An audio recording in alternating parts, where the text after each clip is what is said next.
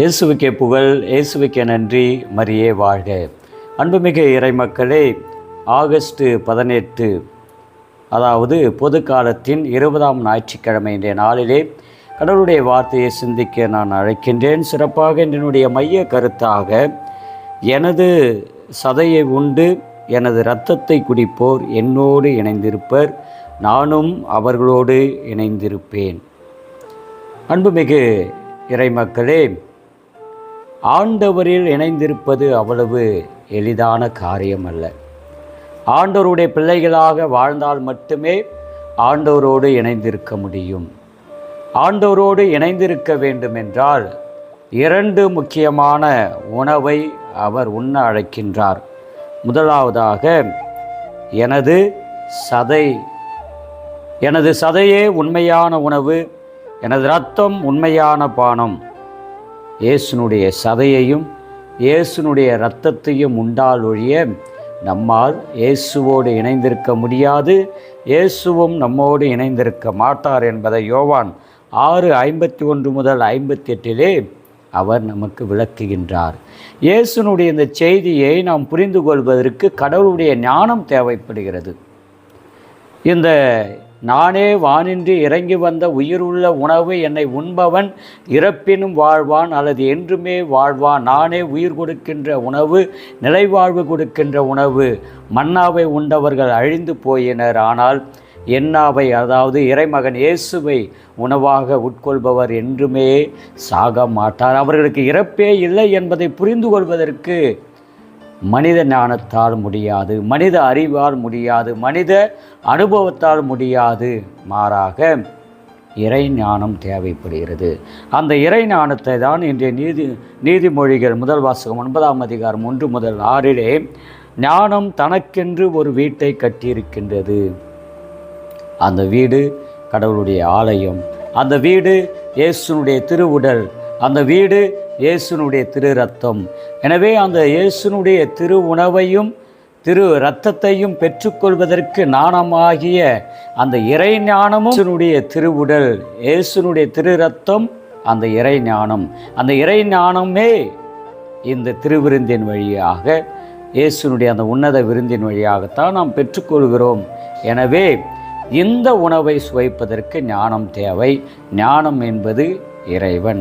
இறைவன் என்பவர் இறை ஞானத்தில் அடங்கி இருக்கின்றார்.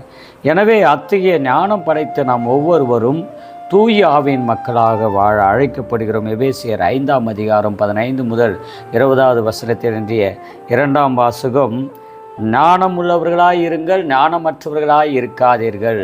கடவுளோடு இருங்கள், கடவுளோடு இல்லாமல் இருங்கள்.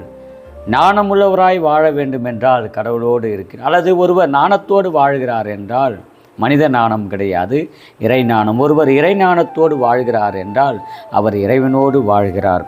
அப்படி இறைவனோடு வாழ்கின்ற ஞானத்தோடு வாழுங்கள் என்று எபேசியர் 5ஆம் அதிகாரத்தில் பவுலடியார் குறிப்பாக 15 - 20 அழைக்கின்றார்.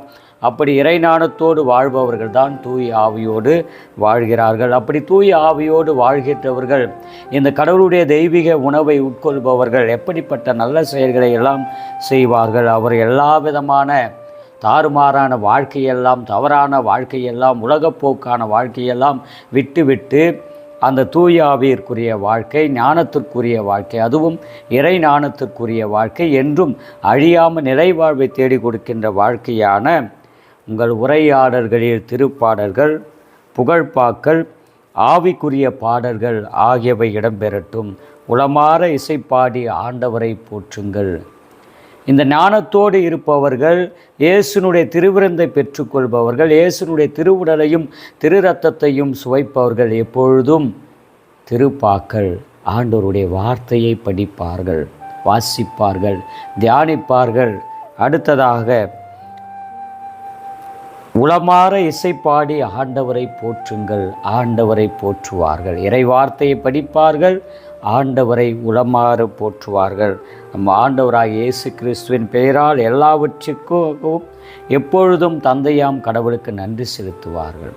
இந்த 3 முக்கியமான பாக்கியத்தை பெறுகின்றோம். முதலாவதாக இறை வார்த்தையை படித்து தியானிப்பார்கள். இரண்டாவதாக ஆண்டவரை போற்றுவார்கள். மூன்றாவதாக ஆண்டவருக்கு நன்றி செலுத்துவார்கள். இந்த 3 நற்பண்புகளும் நம்மில் மலர ஆண்டவர் தருகின்ற தெய்வீக அந்த உணவை சுவைப்போம். இயேசுனுடைய உடல், இயேசுனுடைய இரத்தம் மட்டுமே நம்மை இயேசுவிடம் இணைக்கின்ற ஒரு உண்மையான உறவாக பாலமாக இருக்கிறது. அந்த உறவும் பாலமும் நம்மோடு இருந்து தொடர்ந்து இயேசுனுடைய உணவையும் அவருடைய சதையையும் அவருடைய இரத்தத்தையும் உண்டு வலுப்பெற்ற மக்களாக வாழக்கூடிய அருளை எல்லாம் வல்ல இறைவன் தந்தை, மகன், தூய ஆவியானவர் இந்த நாளிலே உங்களுக்கு அளித்து ஆசீர்வதிப்பாராக. ஆமீன். இயேசுவுக்கே புகழ், இயேசுவுக்கே நன்றி. மரியே வாழ்க.